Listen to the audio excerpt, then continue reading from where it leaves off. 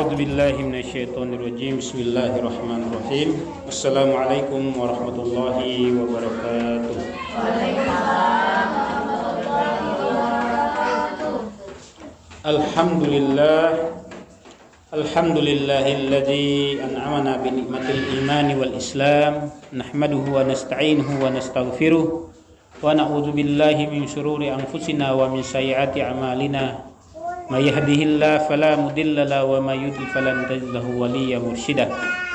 Asyhadu an la ilaha illallah wahdahu la syarika lahu wa asyhadu anna Muhammadan abduhu wa rasuluh la nabiyya ba'dah. Allahumma shalli ala sayyidina Muhammadin wa ala alihi wa ashabihi wat tabi'in wa man tabi'ahum bi ihsan ila yaumiddin. Rabbi shrah li sadri wa yassir li amri wahlul 'uqdatam min lisani yafqahu qawli. Rabbi zidni ilman warzuqni fahman waghfirli wa liwalidayya warhamhuma kama rabbayani shaghira. Hasbunallahu wa ni'mal wakil, ni'mal maula wa ni'mal nasir. Wala haula wala quwwata illa billahil aliyyil azim. Ibu-ibu yang saya hormati, mudah-mudahan semuanya dalam lindungan Allah Subhanahu wa taala, dan mudah-mudahan yang hadir pada hari ini di majelis ta'lim yang sama-sama kita ini semuanya masuk surga. Amin. Sebelum kita memulai pengajian kita, marilah kita sama-sama baca surat Al-Fatihah. Kita niatkan untuk Ustaz Awaludin dan kemudian Ustaz Bismillah Hasan dan juga untuk kita semuanya dan muallif ini Imam An-Nawawi. Mudah-mudahan kita semuanya dalam lindungan Allah Subhanahu wa taala, kemudian dilancarkan rezekinya, berikan kesehatan, kekuatan, dan yang paling penting kita semuanya selalu semangat untuk beribadah dan dekat kepada Allah Subhanahu wa taala. Ala hazini wa kullu niyatin sholihatin ila habibil mustafa Muhammadin sallallahu alaihi wasallam. Al-Fatihah. A'udzu billahi minasyaitonir rajim. Bismillahirrahmanirrahim. Alhamdulillahi rabbil alamin arrahmanir rahim maliki yaumiddin. Iyyaka na'budu wa iyyaka nasta'in. Ihdinas siratal mustaqim, siratal ladzina an'amta 'alaihim ghairil maghdubi 'alaihim waladdallin. Amin. Alhamdulillah, kita selalu senantiasa kita ucapkan alhamdulillah, bersyukur kepada Allah Subhanahu wa taala apapun keadaan kita, ya, bagaimanapun juga keadaan kita tetap selalu mengucapkan alhamdulillah. Kata alhamdulillah itulah mewakili semua keadaan dalam tubuh kita, sehingga kita kalau kita terbiasa dengan ucapan alhamdulillah, maka energi-energi yang positif dalam diri kita itu akan muncul, dan energi-energi yang positif itu yang negatif itu akan hilang. Dengan apa? Dengan kata alhamdulillah.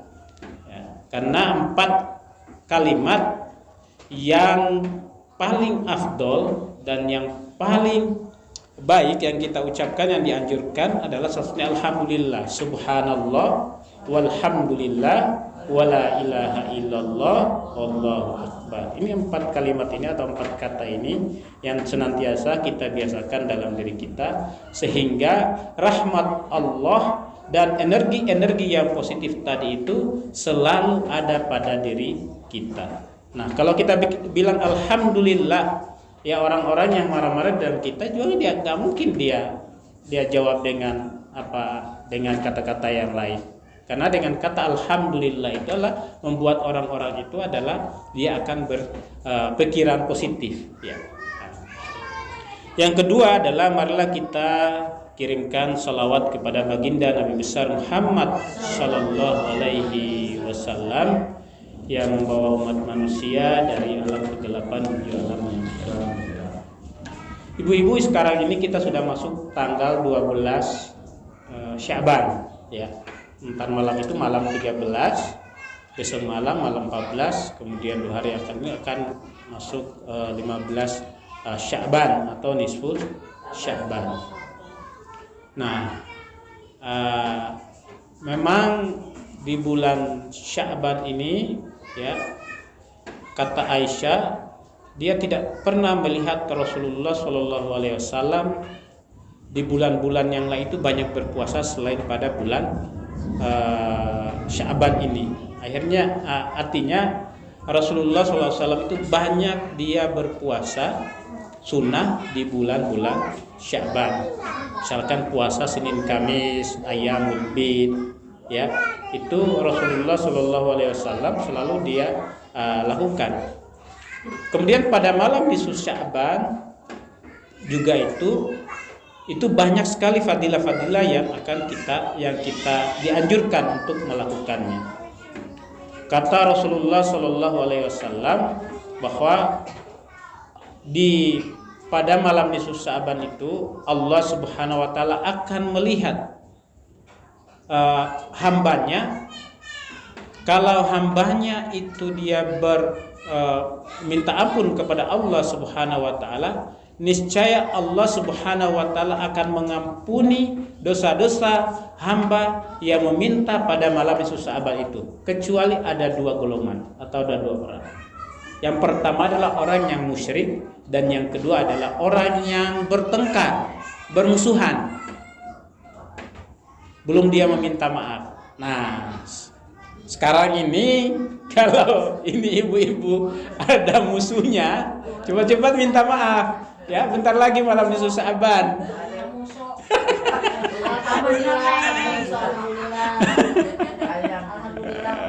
Iya, kalau saya sudah maafkan ibu-ibu ya, jangan sampai saya meminta ampun kepada Allah pada malam nisfu Sya'ban. Ini ada musuhnya dari ibu-ibu ini.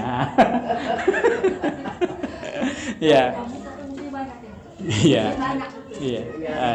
Ya, artinya pada malam itu Allah Subhanahu Wa Taala kita dianjurkan untuk kita beribadah, sholat tahajud, banyak berzikir, banyak membaca Al-Quran, banyak bersolawat, ya. Insya Allah ya doa-doa kita itu akan dikabulkan oleh Allah, dan kemudian dosa-dosa kita akan diampuni oleh Allah Subhanahu Wa Taala.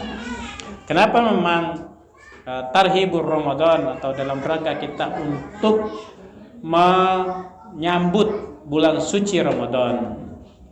Ya biar kita terbiasa. Kalau kita sudah biasa puasa Senin Kamis, kita sudah mulai bulan Rajab, bulan Sya'ban, insya Allah pada bulan Ramadan itu akan kita terbiasa untuk melakukan atau menjalankan puasa. Jangan sampai kita tidak pernah puasa, tiba-tiba datang bulan suci Ramadan, kita baru puasa sehari, tiba-tiba langsung beli sayur, baru bikin sop kan, ya kaget. Pas mau nyicipin ini kan bulan puasa ya, ya. Karena baru hari pertama atau hari kedua, ya. Tapi kalau kita udah biasa di bulan Rajab, di bulan Sya'ban, insya Allah kita bulan suci Ramadan akan terbiasa menjalankan puasa. Nah, sebelum kita masuk pada bulan suci Ramadan, niscaya hati kita ini perlu dibenahi, ya, disucikan, ya. Jangankan hati kita, ya, orang-orang kalau di kampung itu rumahnya dibersihkan, dicat, ya, yang lama-lama itu diganti dengan yang baru. Bukan berarti memang dalam hadisnya itu senang dengan datang bulan suci Ramadan, tapi kebiasaan artinya apa? Biar kita tenang dalam menghadapi dan mengisi ibadah-ibadah di bulan suci Ramadan.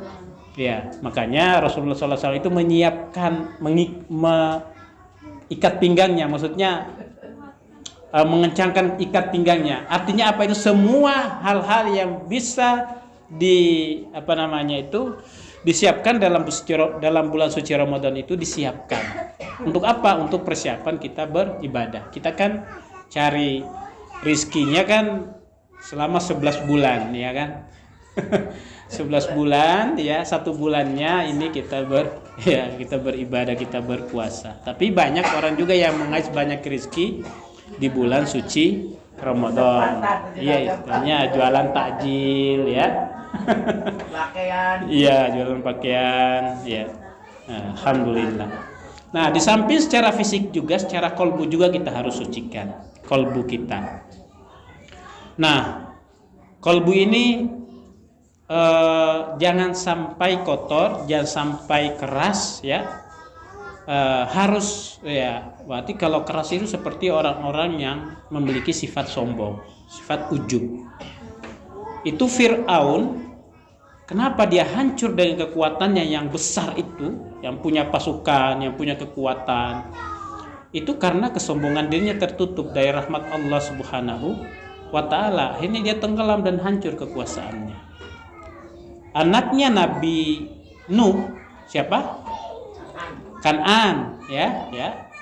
Itu juga dia tenggelam dan diambil ombak yang besar, tinggal ombak besar karena kesombongannya. Katanya bisa dia naik sa'awi ila jabal ya'simuni minal ma. Katanya saya akan naik di gunung yang tinggi sana dan menyelamatkan saya dari ombak yang besar ini. Tahulah misalkan gunung yang tinggi di sini mana gitu, atau apartemen ya. Katakan Pak, saya akan naik ke apartemen yang tinggi sana, ya. Apartemen Sleepy lah ya. Di atas, ya. Saya akan naik ke atas sana. Dia menyelamatkan saya dari air bah ini, ya. Ya baru bercakap-cakap seperti itu datang melebihi ya apartemen itu, airnya langsung tenggelam, ya. Karena apa? Karena kesombongannya bahwa kekuatan itu semuanya datang dari Allah Subhanahu wa ta'ala, ya. Kemudian siapa lagi? Kaum Ad dan kaum Tsamud digambarkan dalam Al-Qur'an itu, kaum Ad dan kaum Tsamud. Itu mereka saking kuatnya, itu mereka bikin istana di atas gunung. Ya, gunung itu dipahat. Ya, itu Allah Subhanahu wa ta'ala itu menyebut kaum Ad dan kaum Tsamud, memang mereka sangat kuat dan sangat pintar dan sangat cerdas, ya. Tapi karena kesombongannya mereka diporak-porandakan oleh angin ribut, ya. Dalam satu malam saja seperti pelepah kurma yang hancur itu, mereka langsung hancur. Itu kaum Ad dan kaum Tsamud.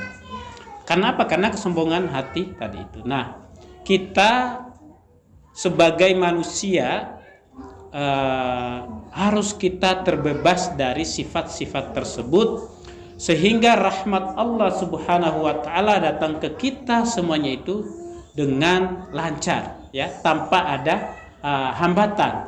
Dan kita juga semuanya selalu sadar akan diri kita bahwa kita tetap berada pada rahmat Allah. Ya Allah, ya Rahman, adhilna fi rahmatika. Ya Allah, masukkanlah kami ke dalam rahmatmu ya Allah. Kalau kita sudah masuk dalam garis rahmat Allah Subhanahu wa ta'ala, jangan khawatir Bu, jangan khawatir lapar, ya. Pasti kalau kita sama rahmat Allah itu kita pasti makan, kita pasti sehat, pasti apa? Karena apa? Sudah berada dalam rahmat Allah. Allahumma alhiqna bis sholihin. Ya Allah, masukkanlah kami bersama orang-orang yang soleh. Dekatlah kami dengan para ulama. Kalau kita sudah dekat dengan para ulama, kalau ulama itu makan, kita juga pasti makan. Gak mungkin ulama itu ada di sini melihat yang sekelilingnya itu kelaparan. Gak mungkin dia pasti dia bantu. Makanya efek ulama itu adalah ada durasi berapa kilo, itu semuanya sejahtera. Kalau ada ulama di sekitar tempat-tempat itu, ya. Itu efeknya daripada ulama itu. Makanya kita harus dekat-dekat dengan ulama, dengan orang-orang yang soleh. Jangan jauh-jauh dekat dengan majelis taklim seperti ini.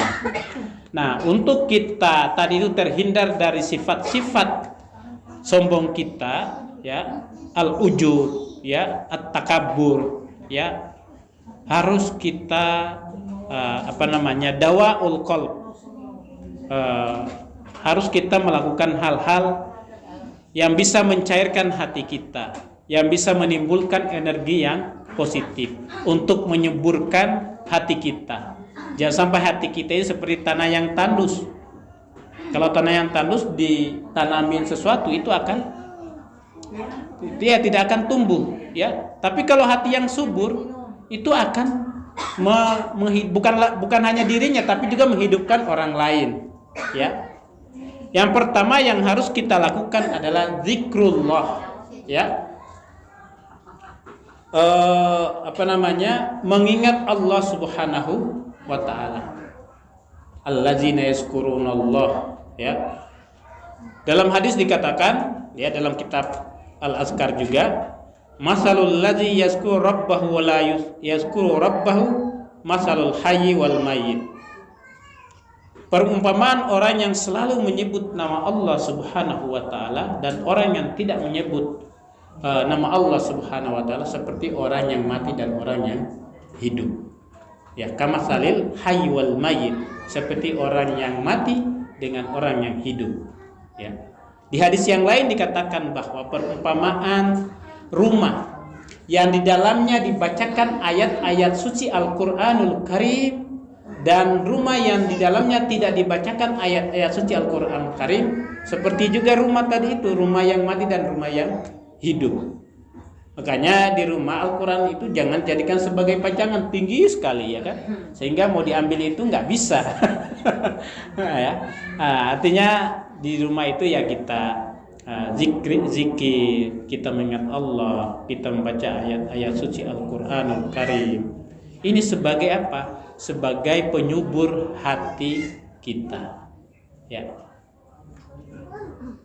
Yang kita lakukan adalah bahwa diri kita itu selalu dekat dengan Allah Subhanahu wa taala.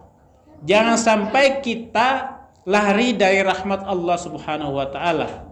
Kita kalau misalkan kita dekat sejengkal seperti ini, Allah Subhanahu wa taala akan dia lebih dekat lagi. Makanya dalam hadis itu, hadis qudsi itu, kalau kalau istilahnya, kalau hambaku kata Allah, dia mengejar aku dengan langkahnya, saya akan lari kepadanya. Ya, kalau dia dekat aku dengan 1 ziro, maka aku dekat lebih dekat lagi. Ya, lebih dekat lagi. Kalau misalkan, ya ini perumpamanya, kalau hambaku itu menyebut saya dengan 100 kali, maka saya akan menyebut hambaku itu adalah 200 kali. Ya. Karena apa? Karena Allah Subhanahu wa taala sangat iri kepada hambanya yang selalu berbuat baik. Contohnya, kalau misalkan hamba itu dia dermawan. Misalkan dermawan hari ini, misalkan dia mengeluarkan 100 kilo beras. Nah, itu dia iri kepada orang tersebut. Ini dermawan hamba saya. Saya lebih dermawan lagi kata Allah, saya akan memberikan lagi itu, ya. Lebih dari 100 kilo lagi itu. Karena tidak ada yang paling dermawan kecuali Allah Subhanahu wa taala. Kalau hambanya dia dermawan, maka Allah Subhanahu wa taala lebih dermawan lagi. Allah fi aunil abdi, maka al abdu fi auni akhihi. Hamba itu akan menolong, Allah Subhanahu wa taala akan menolong hamba-hambanya selama hamba itu adalah menolong saudaranya. Nah, itu kan zikrullah itu bukan hanya berkaitan dengan subhanallah walhamdulillah wala ilaha illallah akbar astaghfirullahal azim Allahumma shalli ala sayyidina Muhammadin wa ala sayyidina Muhammad ya Fattah ya Razzaq ya Muhawilal ahwal hawil ahwalana ila ahsanil hal hasbunallah wa ni'mal wakil ni'mal maula wa ni'man nasir wala haula wala quwata illa billahil alil azim. Bukan hanya sebatas dengan itu yang kita itu, tapi kita duduk di sini dengan kita kajian seperti ini, dengan kita membicarakan hal-hal mana yang baik dan mana yang haram, itu juga termasuk mengingat Allah Subhanahu wa ta'ala. Dan ibu-ibu semuanya datang ke sini adalah sudah masuk dalam rahmat Allah dan sudah termasuk orang-orang yang selalu mengingat Allah Subhanahu wa ta'ala. Itu sudah kita lakukan yang pertama, ya.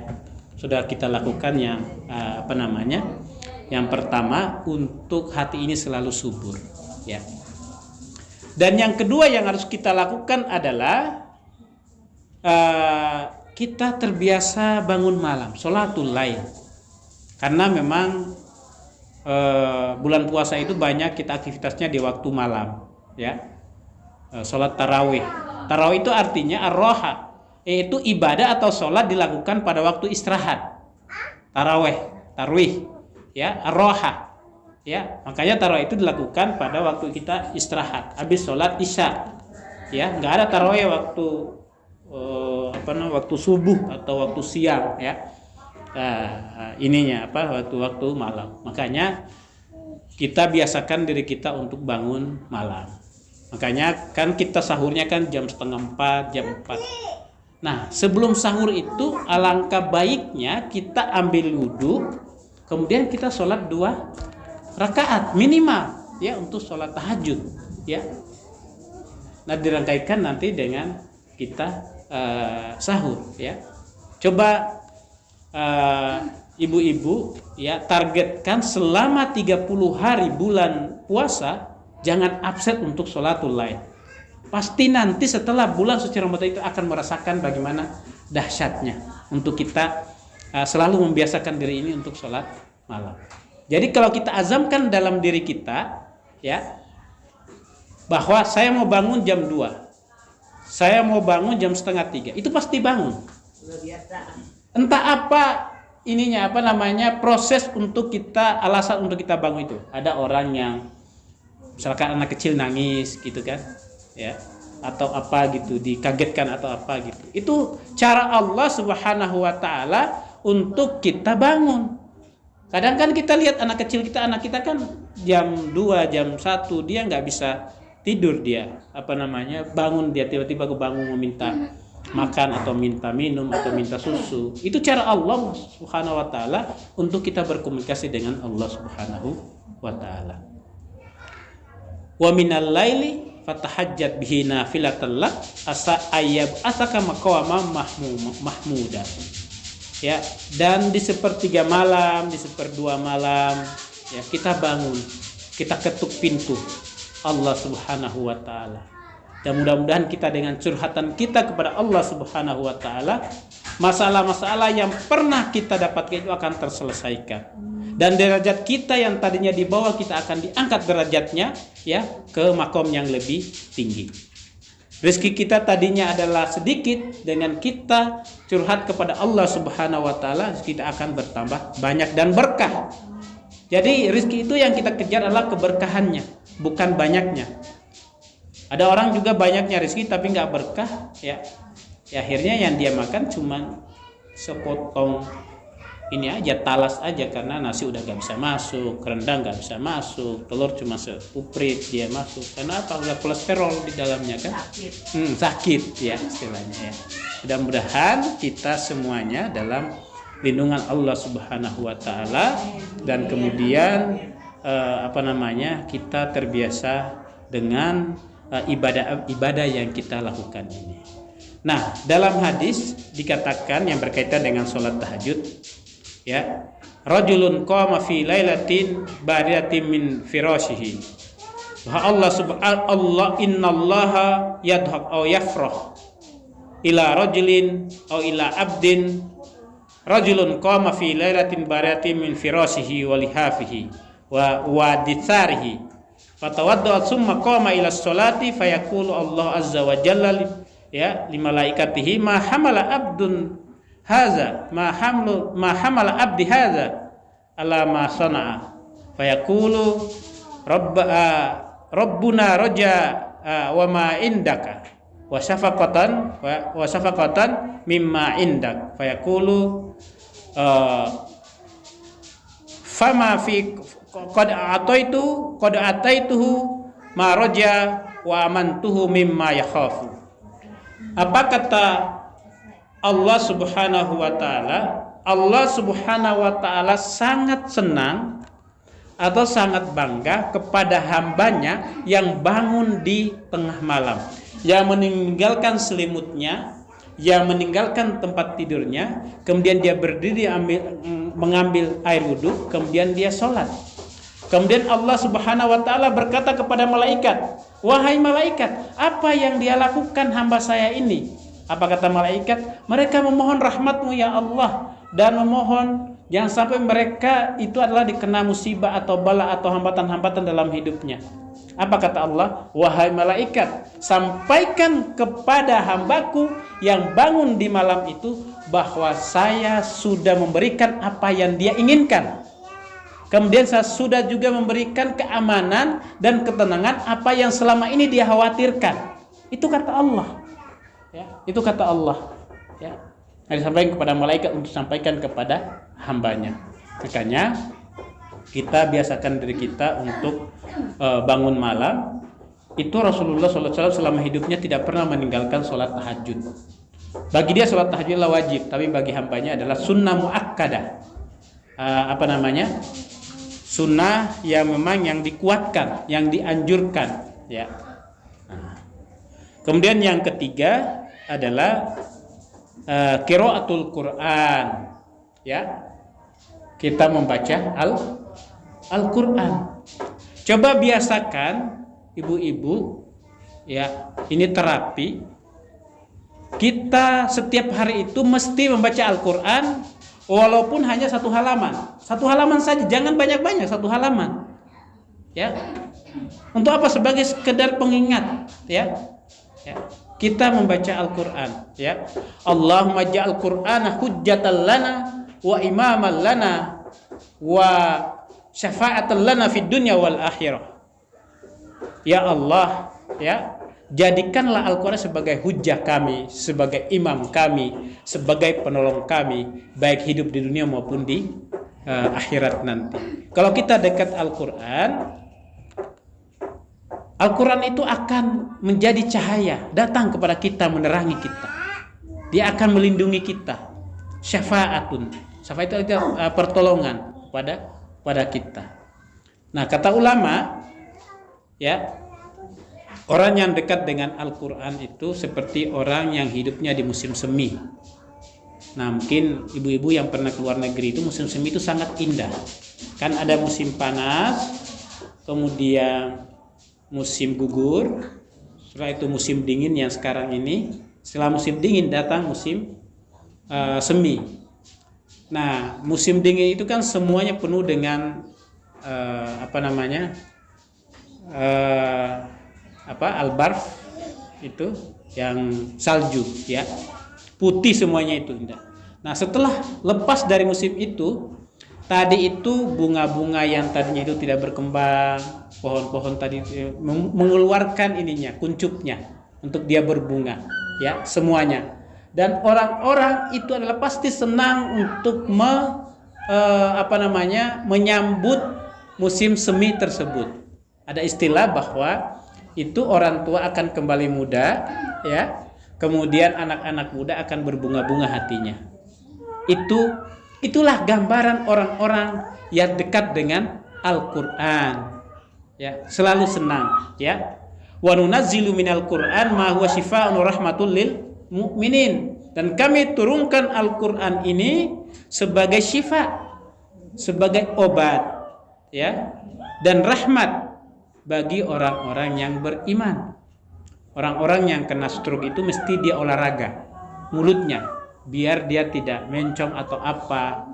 Harus dia ngomong, harus dia bisakan dia ngomong. Tapi kan nggak mungkin dia ngomong terus kan sendirian, ya. Nah, untuk terapi itu semua, ya, biar dia kembali normal, maka dia mesti membaca Al-Quran. Itu sama saja dia ngobrol, tapi dengan menyebut kalimat-kalimat Allah Subhanahu wa Ta'ala. Itu salah satu terapinya, ya. Yang itu sebagai wa nunazzilu minal Qur'an ma huwa syifa wa rahmatun lil mu'minin. Syifa artinya obat, ya, penyembuh bagi orang-orang yang sakit, baik itu sakitnya secara fisik maupun sakitnya secara mental, ya. Kemudian sebagai rahmat bagi orang-orang yang beriman. Itulah kita dekat dengan Al-Quran. Dan yang terakhir adalah kita memperbanyak sholawat ala Rasulillah, ya. Kita memperbanyak sholawat kepada Rasulullah SAW. Tidak ada ruginya orang yang bersolawat, ya. Dan juga orang-orang yang selalu bersolawat, ya, kasratus sholawat, ya, aulan nas ya aulan nasi bi yaumal qiyamati aksaruhum alayya salatan. Orang-orang yang paling dekat dengan aku, kata Rasulullah SAW, di hari kiamat nanti adalah orang yang paling banyak bersalawat atasku. Ya, kita bersalawat atas Nabi, ya. Dan setiap kita mengirimkan salawat, mengucapkan salawat kepada baginda Nabi besar Muhammad SAW, dalam hadis itu dikatakan Rasulullah SAW pasti menjawab salawat kita. Dan memang dalam hadis itu bahwa jasadnya para anbiya dan para rasul itu tidak dimakan oleh tanah. Jasadnya utuh. Jangankan jasadnya para anbiya dan jasadnya para penghafal Al-Quran, jasadnya para aulia itu utuh. Itu yang syuhada Uhud pernah banjir dulu. Jadi terkikis tanahnya di atasnya itu di Uhud. Waktu mereka mau diinikan lagi itu, mau ditutup, darahnya itu masih mengalir. Darah para syuhada waktu perang Uhud. Iya. Itu masih mengalir dengan segar dan badannya utuh, semua jasadnya utuh. Tidak dimakan oleh rayap, tidak dimakan oleh ular, tidak dimakan oleh tanah, ya, artinya utuh. Nah, itulah keuntungan-keuntungan yang mesti kita lakukan untuk kita menyambut bulan suci Ramadan. Kita semuanya patut bersyukur sebesar-besarnya karena kita masih menyaksikan, kemudian kita masih disampaikan oleh Allah Subhanahu wa taala di bulan suci Ramadan ini. Allahumma barik lana fi Rajab wa Sya'ban wa ballighna Ramadan. Ya. Artinya apa? Dengan sisa umur kita ini, mudah-mudahan sisa umur kita ini, dengan kita beribadah sehari atau sebulan, itu mungkin itu yang menyebabkan kita mendapatkan rahmat Allah Subhanahu wa taala, sehingga dosa-dosa kita yang selama ini diampuni oleh Allah Subhanahu wa taala dan akhirnya kita masuk surga. Amin. Ya. Itu target-target kita. Jadi jangan kita menargetkan kapan saya mati. Jangan. Iya. Yang kita inginkan adalah bagaimana kita mengisi hari-hari kita itu dengan amal-amal kebaikan. Bagaimana untuk memperbanyak kebaikan-kebaikan dalam diri kita sehingga kita terus berada pada rahmat Allah Subhanahu wa taala dan di jalan fisabilillah. Artinya pada rel kereta api. Pada rel Allah Subhanahu wa taala dengan melakukan 4 hal ini. Mudah-mudahan kita semuanya dengan Allah Subhanahu wa taala. Sudah jam 3, bentar lagi asar. Kalau ada pertanyaan sebelum kita tutup, Bu, silakan ya.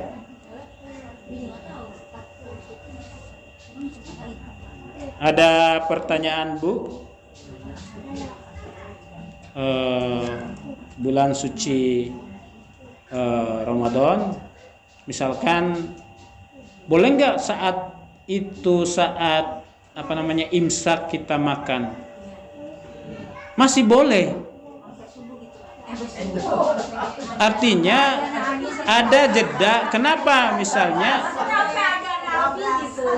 enggak. Artinya kalau misalkan tiba-tiba imsak gitu kan, sudah masuk di sini, jangan dikeluarin lagi. Tetap itu masih boleh karena ada jeda antara imsak dengan azan subuh. Iya, itu sekitar 10 ayat atau apa gitu membaca itu, ya. Baca Al-Qur'an itu jedanya itu baru imsak. Kenapa misalkan harus ada imsak? Imsak itu artinya kan masaka yamsiku, artinya menahan, memegang. Imsik itu artinya begini. Ditangkap dan dipegang kayak gini. Artinya makanan itu dihentikan, sudah tahan gitu ya. Stop ya. Nah, imsak itu antara dari imsak ke azan subuh itu ada jeda. Jadi biar ada persiapan, imsak itu adalah dia gosok gigi atau apa gitu sebelum dia azan. Kalau sudah azan itu sudah penuh, itu jangan lagi ini apa namanya, itu batasnya, itu dinding ya. Ini imsak, ini azan ya. Nah kalau misalnya udah imsak sampai di sininya itu masih bisa. Tapi kalau sudah sampai di sini tidak bisa. Ini dindingnya, ini dinding azan istilahnya ya. Nah, sehingga kita kalau misalkan beribadah dengan ilmu pengetahuan itu semakin kita apa namanya semangat ya kita. Ada juga orang katanya, kalau kita puasa kemudian kita tidak zakat, itu puasa kita digantung oleh Allah, melayang-layang pahalanya, tidak diterima. Enggak ada hubungannya antara zakat dengan puasa. Zakat ibadah sendiri, puasa ibadah sendiri. Dan zakat itu adalah bagi orang-orang yang mampu. Tinggal mau milih, mau jadi mustahik atau mau jadi muzakki, mau jadi penerima atau mau jadi yang mengeluarkan zakat. Ya, makanya Allah Subhanahu wa taala, Rasulullah sallallahu alaihi wasallam di tempat yang lain dia menerangkan bahwa rukun Islam itu ada 5. Tapi tempat yang lain ada 3, ya. Artinya, ya pertama adalah dia ucapkan syahadat, kemudian dia sholat, kemudian dia puasa. 2-nya dia tidak sebutkan, haji dan zakat. Haji dan dia tidak sebutkan, ya. Tapi di tempat yang lain utuh 5-5-nya dia sebutkan, ya. Dari mengucapkan kalimat syahadat, kemudian dia sholat, kemudian dia puasa, zakat dan naik haji. Kenapa? Salah satu ditanya. Karena apa? Karena yang dia hadapi pada waktu itu umatnya Rasulullah SAW adalah orang-orang miskin. Ya, tidak mungkin mereka mengeluarkan zakat. Ya, kalau bahwa Islam itu paten harus 5 yang kita harus lakukan. Mereka orang-orang yang miskin tadi itu sedih mereka karena mereka nggak punya harta untuk mengeluarkan zakat. Ya, kemudian pergi naik haji.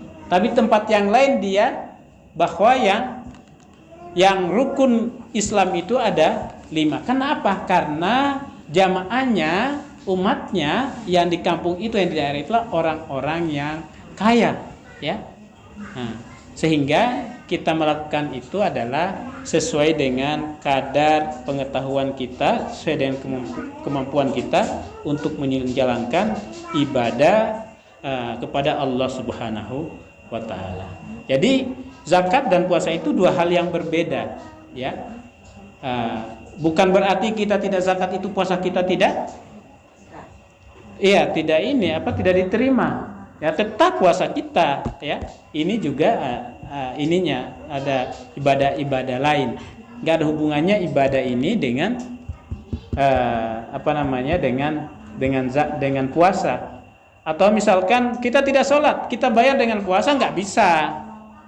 Puasa tetap puasa, sholat tetap sholat, zakat tetap zakat, ya. Ya, banyak sekali faedah-faedah waktu bulan suci Ramadan. Ya, kita memberi makan orang yang puasa saja kita sudah dapat pahala. Bau mulutnya orang berpuasa itu akan di akhirat nanti itu lebih harum daripada harumnya kasturi, ya. Itu banyak sekali faedah dalam bulan puasa. Semoga kita semakin senang dan semakin semangat untuk kita menyambut bulan suci Ramadan. Cukup ya, Bu? Ya. Marilah kita tutup dengan sama-sama membaca surat Al-Fatihah dan kita berdoa. Mudah-mudahan kita semua disayangkan oleh Allah Subhanahu wa taala. Ala hazini wa kullu niyatin sholihatin ila habibi Mustafa Muhammadin sallallahu alaihi wasallam. Al-Fatihah. A'udzu billahi minasyaitonir rajim. Bismillahirrahmanirrahim. Alhamdulillahi rabbil alamin, arrahmanir rahim, maliki yaumiddin. Iyyaka na'budu wa iyyaka nasta'in. Ihdinas siratal mustaqim. Shiratal ladzina an'amta 'alaihim ghairil maghdubi 'alaihim waladdallin. Amin. Allahumma sholli ala sayyidina Muhammadin wa ala ali sayyidina Muhammad wa sallallahu ta'ala ala kulli sahabati rasul ajmain. Allahumma inna nas'aluka salamatan fid din wa afiatan fil jasad wa ziyatan fil ilmi wa barakatan fi rizqi wa taubatan qabla al maut. Allahumma hawin alaina fi sakaratil maut najatan min nar wa fa'indal hisab. Allahumma rabbana zalamna anfusana wa illam taghfir lana wa tarhamna lakunanna khasirin. Allahumma inna nas'aluka al-baraka fi ilmina wa fi ta'allumina wa fi manzilina wa fi baitina wa fi tijaratina wa fi auladina wa fi naumina wa fi kulli amalina wa tuli hayatina ya Allah ya Rahman. Ya Rahman adhilna fi rahmatika. Allahumma ashfi mardana wa mardal muslimina wal muslimat wal mu'mina wal mu'minat wa khususan man hadara fi hadzal majlis ya Allah ya Rahman. Innaka anta syafi la shifaan illa shifauka. Allahumma sahil umurana wa umura walidina umura satizatina wa umura jamil mu'minin wal minat wal muslimin muslimat bi rahmatika ya arhamar rahimin. Allahumma barik lana fi Rajab wa Sya'ban wa ballighna Ramadan. Allahumma iftah lana abwaaba rahmatika fi kulli makan. Ya Fattah ya Razzaq ya muhawwilal ahwal. Hawil ahwalana ila ahsanil hal. Hasbunallahu wa ni'mal wakil. Ni'mal maula wa ni'man nasir. Wala haula wala quwwata illa billahil aliyyil azim. Rabbana atina fid dunya hasanah wa fil akhirati hasanah wa qina azabannar. Subhana rabbika rabbil izzati amma yasifun. Wa salamun alal mursalin. Walhamdulillahi rabbil alamin. Subhanallah bihamdik nasyhadu an la ilaha illa anta nastaghfiruka wa natubu ilaik.